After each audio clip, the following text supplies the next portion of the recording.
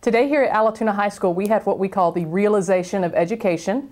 What we did was invite our community members to come into our school and to talk to our students about how important their educational experience is for the real world. This program began as a staff development initiative to build and bridge community involvement. Tyler Gwynn, the Social Studies Department Chair here at Allatoona, contacted over 100 local business leaders and invited them to come to the school today to help students understand the long-term benefits of their education. Former Governor Roy Barnes spoke with our government and economics classes. He touched on some of his experiences as governor, and he answered questions from students. Well, I think that these are bright young kids. I mean, they're so much brighter than I was at the time, and they have such great potential. One of the reasons I like to come and speak at events like this is to tell them that, you know, a temporary setback or a temporary failure is not the end of the world, and to work, and they'll accomplish great things. Governor Barnes talked about how he handled the hurricane. And he closed both lanes of traffic, and he made it go one way. And he said that he would have handled the snowstorm the same way if he had the chance to.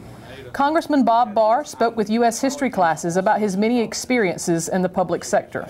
It's very, very exciting to be here at Allatoona High School to talk with, young men and women who are in the process of forming, their career paths.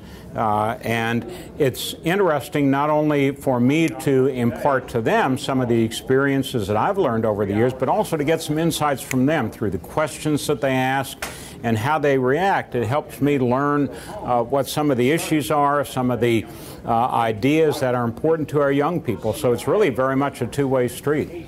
Having Bob Barr in our classroom today was a great learning experience. He told us what it takes to be a congressman, and I didn't really know much about politics until today, so having him come in and teach us about the aspects of everyday life for a politician really opened up my eyes to it. I didn't really think about it much at first because, of course, I'm not involved in the voting or anything yet, but it was a really good experience, and hopefully it happens again.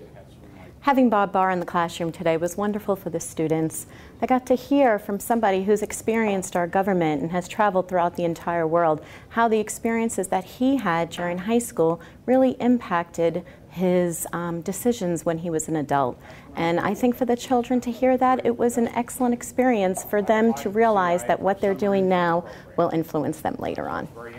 A chef from Cordon Bleu spent time with our culinary students demonstrating the correct method to prepare duck and risotto. Okay, so if this is something that you love and you love to cook, explore.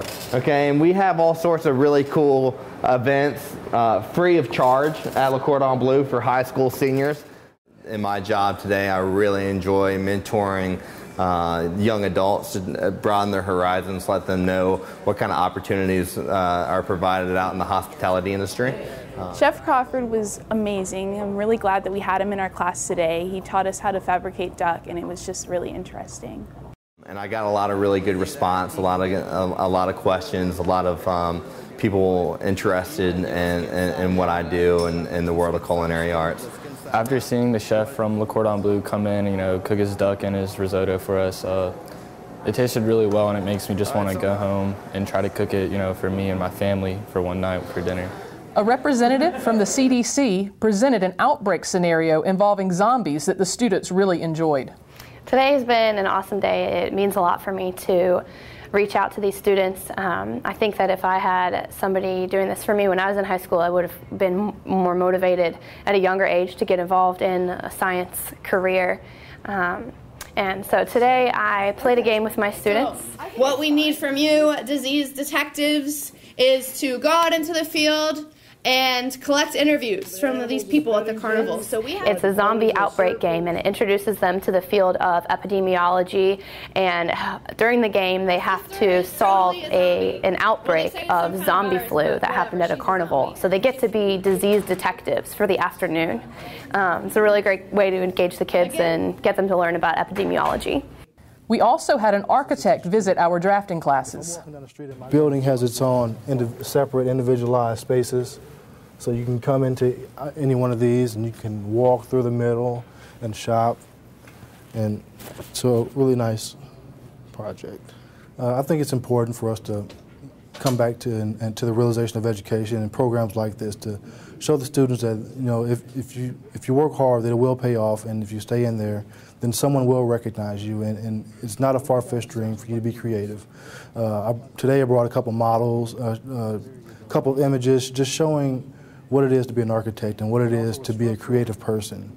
And a doodle on a paper can turn into a magnificent building, and it doesn't take much. I want to thank Mr. Bond today, our architect, for coming in, bringing in samples and models and presentations of buildings they're working on. It was a wonderful opportunity for my students to see some real-world architectural work. These are just some of the 85 community members spread throughout our building presenting career experiences to our students throughout our school day.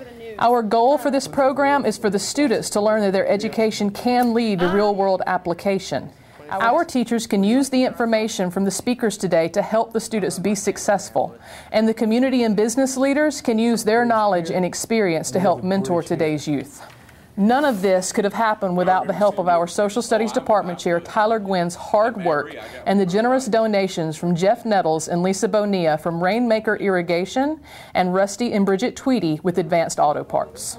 For more information about Allatoona High School and other Cobb County schools, please visit our website at cobbk12.org/Allatoona.